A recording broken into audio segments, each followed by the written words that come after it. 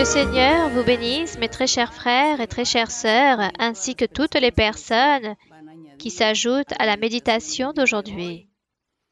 Pour tous les auditeurs, de grandes salutations pour vous tous. Que le Seigneur soit avec vous et vous donne beaucoup d'intelligence et de sagesse pour apprendre par rapport au chemin du Seigneur. Aujourd'hui, je vais réaliser des réponses à des questions, à beaucoup de questions qu'on m'a posées. Donc, avec cela aussi, nous apprenons la doctrine. Et la première question que l'on m'a écrite, lorsqu'une personne éternue, s'il s'agit d'un manque de politesse, puis une autre personne répondra à vos souhaits. Et si quelqu'un ne dit rien à vos souhaits, est-ce que cela est bon ou mauvais? Bon, cette question est très simple. N'importe quelle personne peut comprendre cela. Nous savons qu'il s'agit d'un manque de politesse d'éternuer devant les personnes, n'est-ce pas? Même lorsque nous toussons, peut-être quelqu'un va rôter, tout cela est un manque de politesse. Mais parfois, l'organisme trahit tellement que la personne ne peut éviter cela. Et, ne pouvant l'éviter, les personnes réalisent cela devant les autres. Mais, par politesse, d'autres personnes disent « à vos souhaits ». C'est une façon de dire « ne t'inquiète pas pour ce qui s'est produit, c'est normal, c'est ton organisme ». Donc, les personnes disent cela, mais ce n'est pas obligé de le dire. Les personnes répondent ainsi juste par politesse. Il y a des lieux, des villes, des quartiers, des pays, lorsque les personnes éternuent, demandent pardon et disent « Ah, excusez-moi », car les personnes savent qu'elles ont fait quelque chose qui n'est pas bon, cela n'est pas esthétique. Donc, ne vous inquiétez pas si vous dites à vos souhaits ou pas, mais comme vous me posiez la question s'il s'agissait d'un manque de politesse, mais comme on ne peut pas éviter d'éternuer parfois, alors nous demandons pardon. Donc, que cela soit clair. Il y a une autre question qu'on me pose. Quelqu'un me demande si on peut ou pas utiliser des chaussures ouvertes lorsque nous nous réunissons à l'église, lorsque nous allons à l'église. Si les femmes peuvent utiliser des chaussures ouvertes, moi, je pourrais dire cela dépend du climat de l'endroit, car s'il s'agit d'un endroit plutôt chaud, où toutes les personnes, principalement les femmes, utilisent leurs sandales ou des claquettes, je ne sais pas comment cela se nomme, alors les femmes entrent ainsi avec ces chaussures ouvertes. Ce n'est pas un péché devant Dieu, car nous n'allons pas dire que tout est péché. Et à tout instant dire que tout est un péché. Tout dépend où vivent les personnes et selon comment les personnes ont l'habitude de s'habiller. Mais dans l'Église, nous enseignons qu'il faut se vêtir de manière décente. Une femme, principalement, ne peut pas entrer à l'Église à moitié nue. Non, tout simplement parce que le climat est plutôt chaud, alors la personne va rentrer avec des shorts ou des pantalons très courts ou un petit haut transparent ou avec un débardeur. Et du coup, les épaules sont nues, les bras sont nus. Tout cela est mal vu. Les femmes doivent être modérées dans leur manière de se vêtir lorsqu'elles rentrent dans le temple. À l'extérieur, chacun est libre de savoir comment il va se vêtir, mais il existe des femmes qui aiment être soigneuses dans leur façon de s'habiller et veulent toujours plaire à Dieu en tout, afin de ne pas attirer l'attention, surtout celle des hommes. Elles préfèrent marcher dans les rues de manière inaperçue. Il y a des femmes qui s'inquiètent dans leur façon de se vêtir lorsqu'elles marchent dans les rues. Cependant, dans l'Église, on exige que la femme s'habille impeccablement, qu'elle ne soit pas avec de grands décolletés ou qu'elle porte des débardeurs pour que plusieurs parties de leur corps soient découvertes comme leur cou, leurs épaules, les bras. car l'Église est un lieu où se réunissent des jeunes enfants, des jeunes, des hommes. Il faut se garder dans tout cela, afin de ne pas attirer l'attention et que personne n'aille se scandaliser. On me demande également si porter des jeans moulants ou qui ont des trous, ces jeans qui ont des trous, comme s'il s'agissait d'une matière ou un habit détérioré ou vieux, pour une question de mode, si cela est bon ou mauvais ou un péché, ou si utiliser ce genre d'habit dans l'Église est bon ou mauvais. Moi, je pense que toute chose qui est extravagante est mauvaise. Tout ce que nous faisons d'une manière exagérée est mauvais. Peut-être avec cela, vous n'allez pas perdre votre âme devant Dieu, mais vous risquez d'attirer l'attention des personnes et cela est désagréable, car selon comment vous vous comportez dans votre vie de tous les jours, dans votre vie quotidienne, dans votre manière de parler, d'agir, de vous habiller, de procéder, ainsi est votre personnalité. Et de cette façon, on va vous cataloguer et on va vous dire combien cette personne est spirituelle ou cherche réellement Dieu et veut plaire à Dieu en tout. Donc, une personne, homme ou femme, qui veut plaire à Dieu, doit se vêtir de manière sensée, droite, juste, avec pudeur, sans exagération. Par rapport aux trous qu'il y a sur les vêtements, il s'agit d'une mode. Les personnes agissent de manière un peu loufoque parce que les personnes aiment cela. Mais si je cherche Dieu, si je veux plaire à Dieu, si je veux être une femme soignée, réservée, alors je choisis ma manière de comment je dois me vêtir. Cela doit être fait avec décor, pudeur. C'est comme tout ce qu'il y a à l'intérieur de notre cœur pour offrir à Dieu. Et cela se reflète dans notre manière de nous vêtir, de ce que nous offrons à Dieu. Donc ce n'est pas un péché, c'est juste ne pas attirer l'attention. Par exemple, un jean moulant, il est en train de dessiner votre silhouette et dans n'importe quel lieu où vous allez, il y a des hommes et cela va attirer l'attention des hommes et vont faire que les hommes vont être provoqués par votre silhouette et c'est un manque de respect pour vous.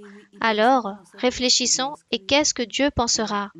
Il va dire, celle-ci n'est pas une bonne candidate pour le royaume des cieux, car elle mène une vie impropre.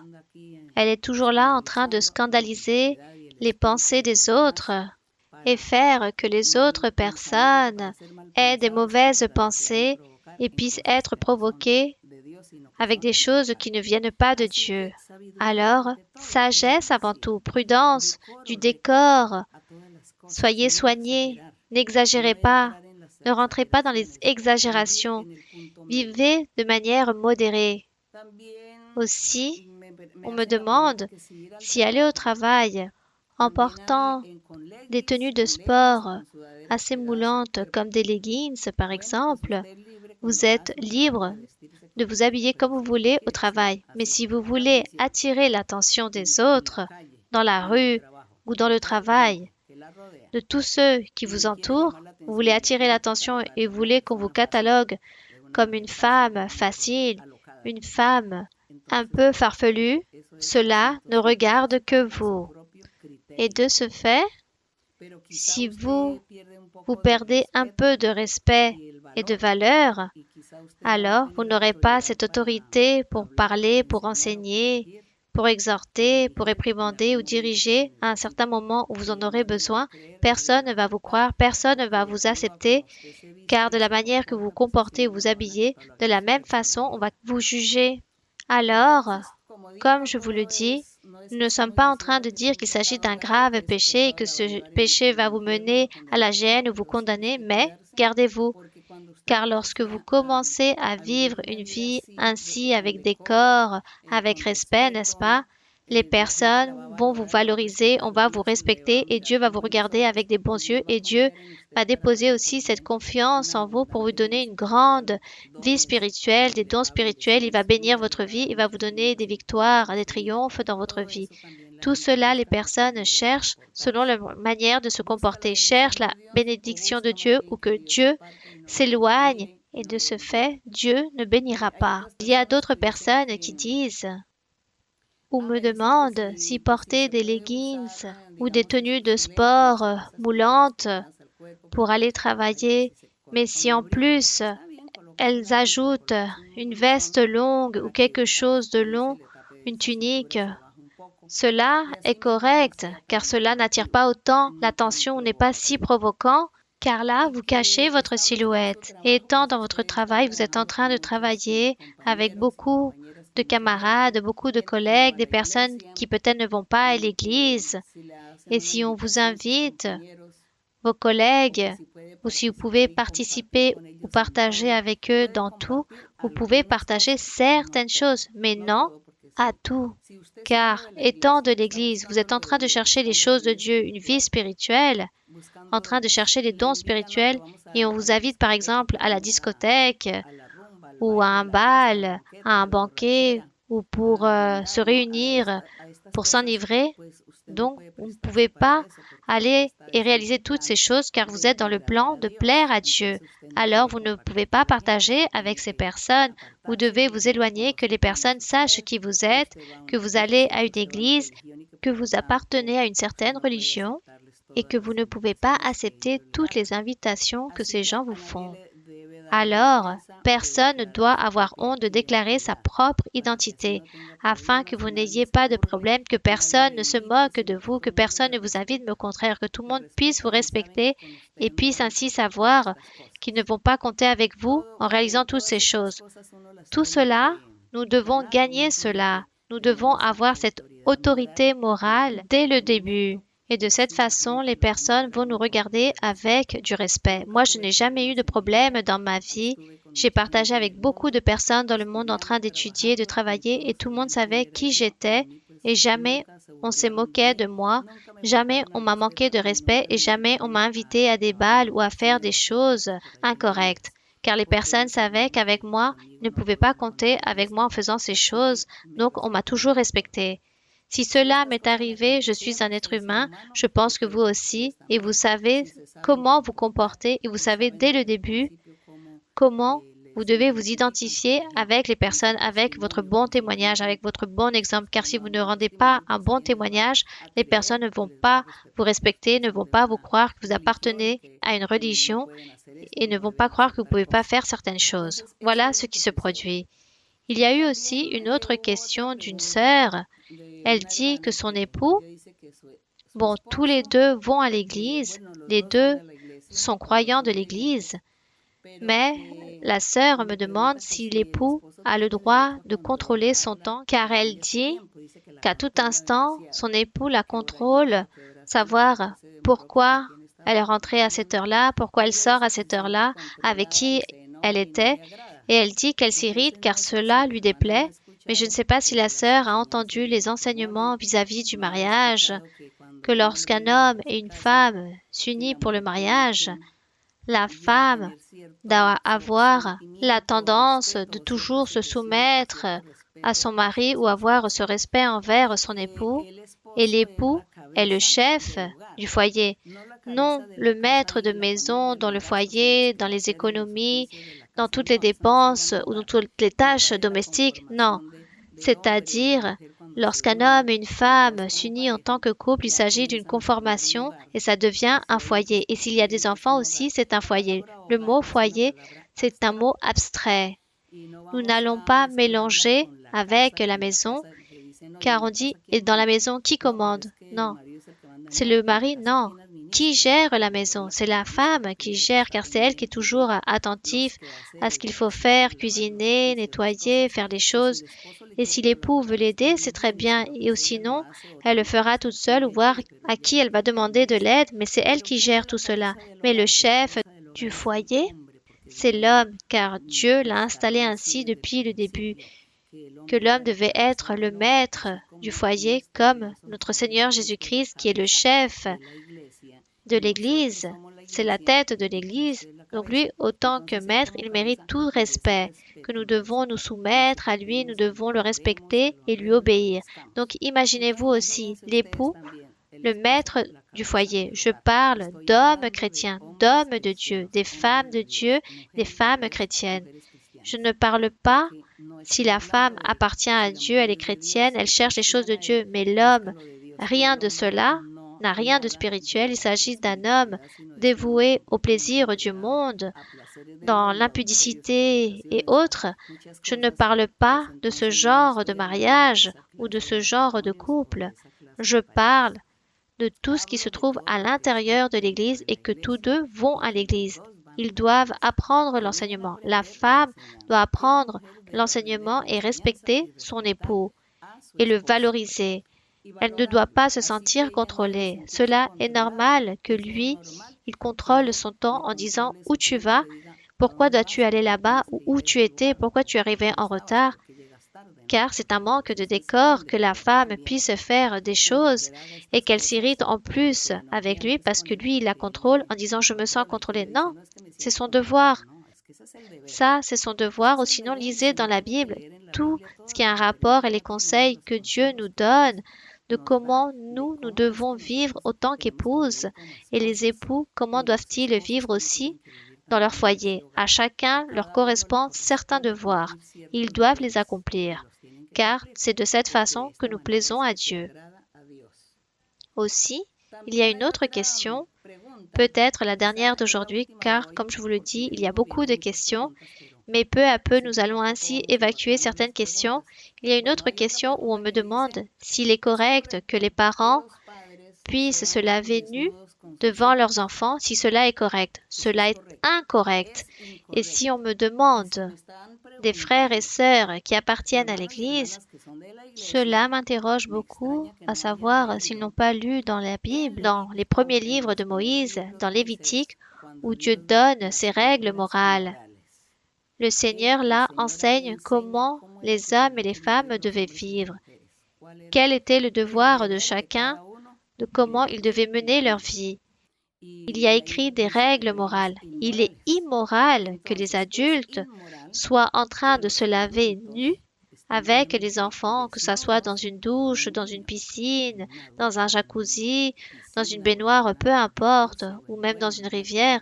Se laver nu, cela est un manque de décor, cela est immoral, insensé, et Dieu l'enseigne. J'aimerais que vous puissiez relire là dans Lévitique, où on parle des règles morales. Lisez à nouveau et vous allez voir que les enfants ne doivent pas voir la nudité de leurs parents. Ni les parents, ni les enfants, et même les adultes ou les frères et sœurs ne doivent pas connaître la nudité des autres, ni avec les oncles ou leurs nièces, et ainsi de suite. Là se trouvent les règles. Là, tout est enseigné de manière très claire, la manière correcte de comment nous devons vivre. Donc, il est immoral et cela est incorrect que les parents puissent se laver, par exemple, dans la douche avec leurs enfants, qui sont leurs enfants, même s'il s'agit de petits-enfants, et qu'ils soient nus. Cela est un manque de morale, il ne faut pas le faire. Lisez à nouveau la Bible. Bien. Nous allons maintenant lire quelques versets, car nous avons terminé pour aujourd'hui nos questions-réponses. J'espère que j'ai pu être comprise. Donc, pour terminer, nous allons méditer dans 3 versets de la Bible, dans Éphésiens 5. Éphésiens 5. Éphésiens 5, dans le verset 21 jusqu'au verset 25. Nous allons méditer dans ces versets que l'apôtre Paul nous conseille. Il écrivait à l'époque à l'église de Éphèse. Et les problèmes de l'époque sont aussi les problèmes qu'aujourd'hui nous avons. Les situations qui se vivaient auparavant, nous aussi, nous les vivons aujourd'hui. Donc, cette doctrine continue à être présente. Même si cette doctrine a été écrite il y a des siècles, Dieu enseignait aux hommes, à l'apôtre Paul, il leur a enseigné tout cela. Aujourd'hui aussi, le Seigneur nous enseigne la même chose, car tout cela se produit aussi encore aujourd'hui.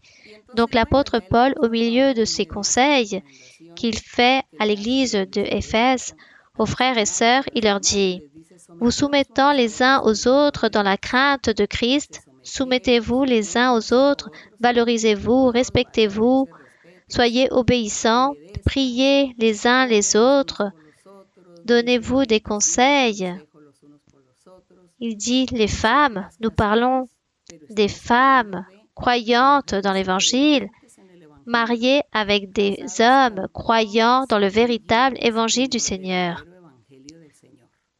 Pour eux, vont l'enseignement, non pour les personnes qui ne connaissent pas les choses de Dieu, mais pour les croyants dans le véritable Évangile du Seigneur.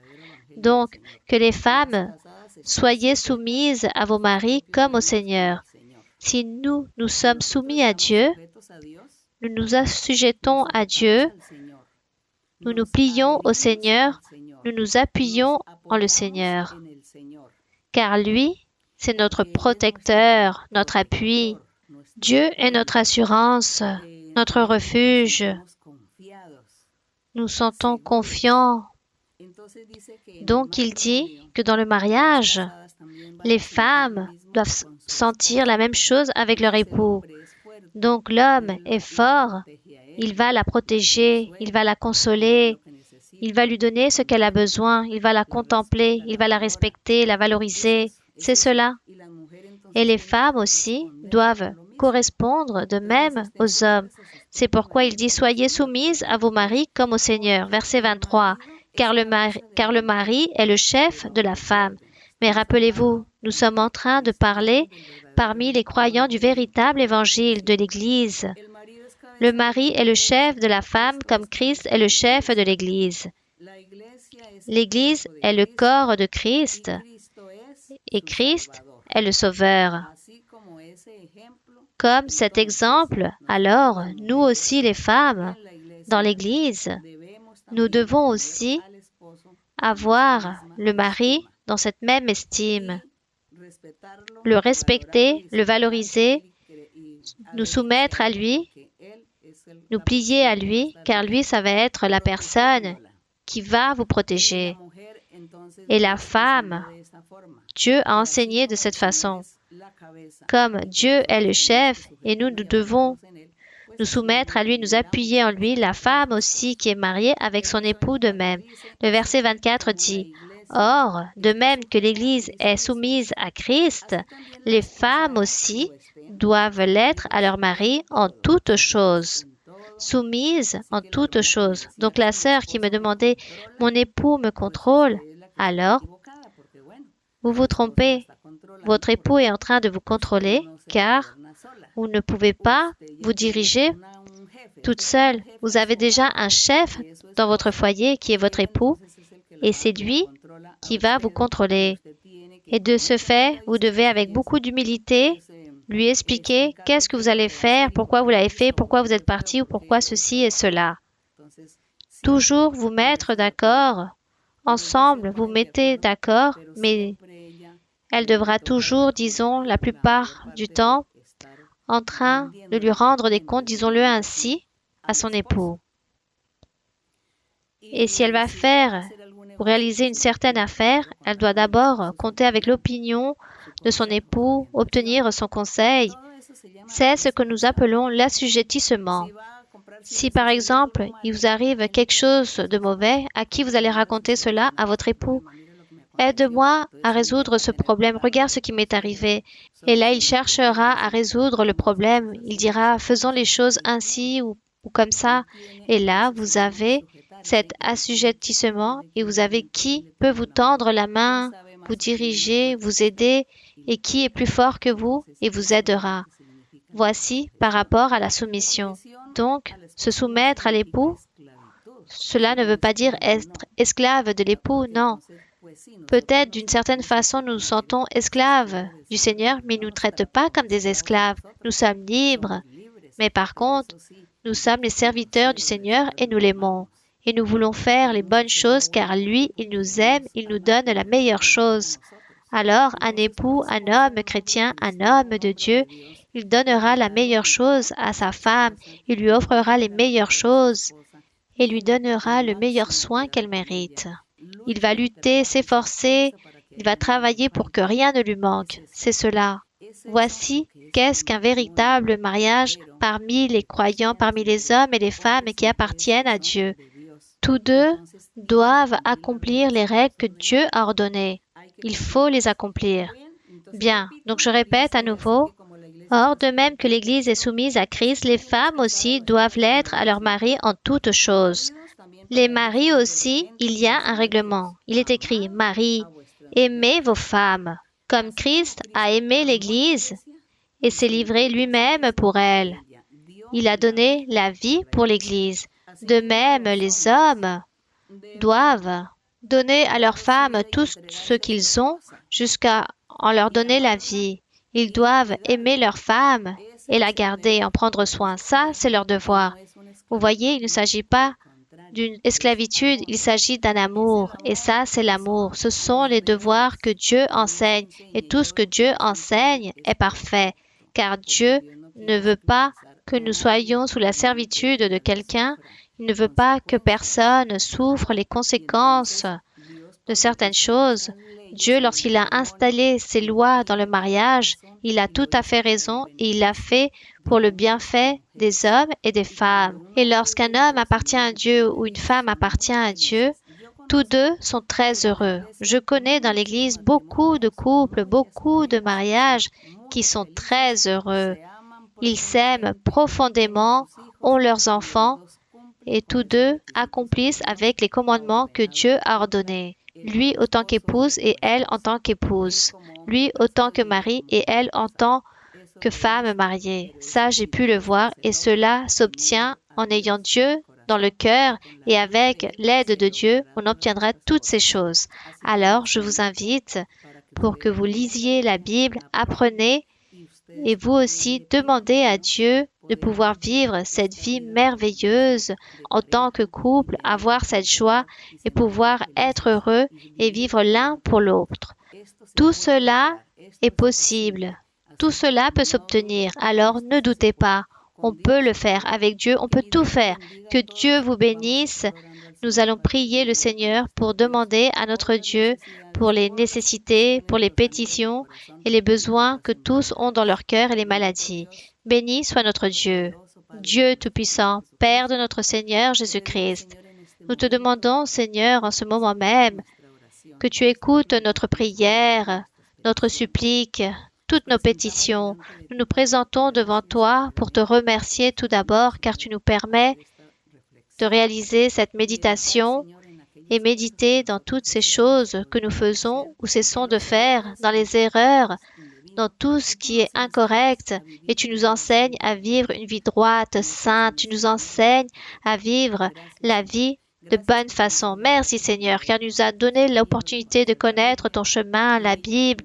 En elle, nous apprenons beaucoup de choses merveilleuses, des valeurs. En elle, nous sommes très heureux, car nous avons trouvé le chemin de l'allégresse. Merci Seigneur, que tu permets que beaucoup d'hommes et de femmes viennent à ta connaissance et puissent comprendre cette doctrine et peuvent la mettre en pratique pour que les personnes puissent être heureuses dans la vie. Père Saint, je te remercie pour ta miséricorde, pour ton amour. Je te demande aussi que tu tendes ta main qui guérit toi autant que médecin divin. Tends ta main sur toutes les personnes, enfants, hommes, femmes, personnes âgées, tous ceux qui sont malades, qui sont remplis de diverses maladies. Guéris-les, délivre-les. Ôte toute douleur, toute maladie incurable, que ta main toute-puissante soit en train de les guérir.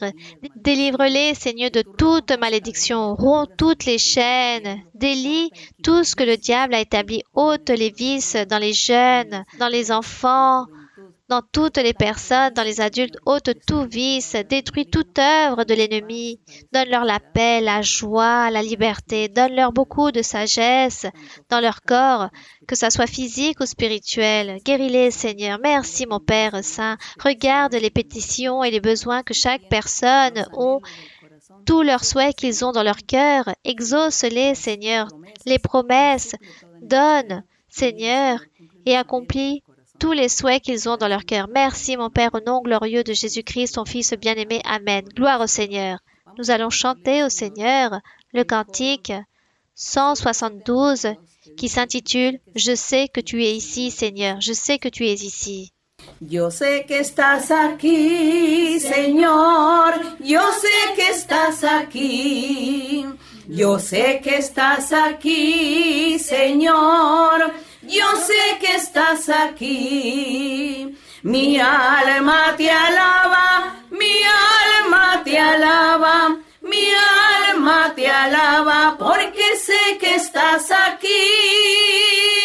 Mi alma te alaba, mi alma te alaba, mi alma te alaba, porque sé que estás aquí.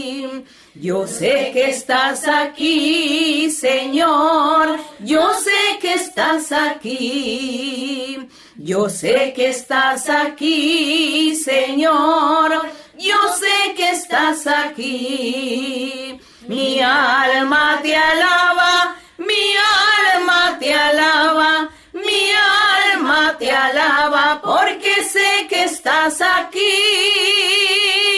Mi alma te alaba, mi alma te alaba, mi alma te alaba, porque sé que estás aquí.